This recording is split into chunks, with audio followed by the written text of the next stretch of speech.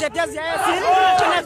সেই সময়ত এনেকুৱা পুলিচ প্ৰশাসনে তেখেতক নিৰাপত্তা প্ৰদান কৰা নাছিল কিন্তু আজি জুবিন গাৰ্গক যিকেইজন ব্যক্তিয়ে হত্যা কৰিলে সেইকেইজন ব্যক্তিক নিৰাপত্তা প্ৰদান কৰাৰ কাৰণে পুলিচ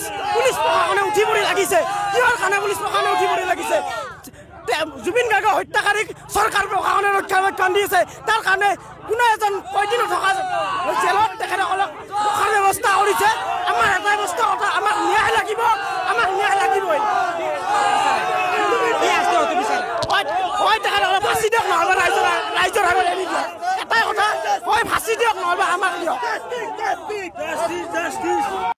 সিদ্ধাৰ্থ শৰ্মা আৰু চম্পানু মহন্ত আজি আমাৰ এই বাক্সা জেলত য'ত নেকি কয়দী নাই তেখেতৰ সুৰক্ষাৰ কাৰণে চৰকাৰে আনি ইয়াতে থৈছে এইটো কথা আমি কোনোপধ্যে মানি ল'ব নোৱাৰো এজন আমাৰ ভগৱানৰ দৰে মানুহ জুবিন দাক মাৰি পেলাইছে তেনেকুৱা মানুহ আমি এইখন জেলতো বিচৰা নাই গতিকে আমাক ন্যায় লাগে চম্পানু মহন্তৰ সিদ্ধাৰ্থ শৰ্মা ফাঁচি লাগে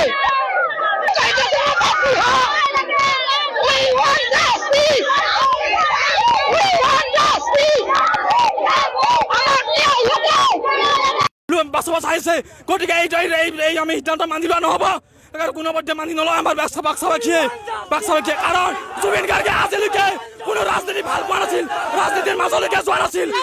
আজি সেই হেমন্ত বিশ্ব শৰ্মাই এই ৰাজনীতিৰ মাজলৈ সেই জুবিন গাৰ্গ কিয় টানি আছে বাৰে বাৰে এই আমাক প্ৰত্যুত্তৰ দিব লাগিব নহ'লে আগন্তুক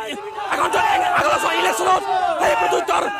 অসমবাসীয়ে হেমন্ত বিশ্ব শৰ্মাক প্ৰদান কৰিব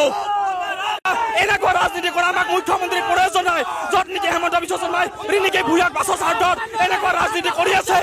গতিকে এনেকুৱা ৰাজনীতি কৰা মানুহক আমাক প্ৰয়োজন নাই মুখ্যমন্ত্ৰীৰ পৰা অতি সোনকালে পদত্যাগ কৰক আৰু এনেকুৱা এখন কাৰাগাৰ 2000জন মানুহ ৰাখিব পৰা কাৰাগাৰ আজিলৈকে কোনো এজন ব্যক্তি ৰখা নাই।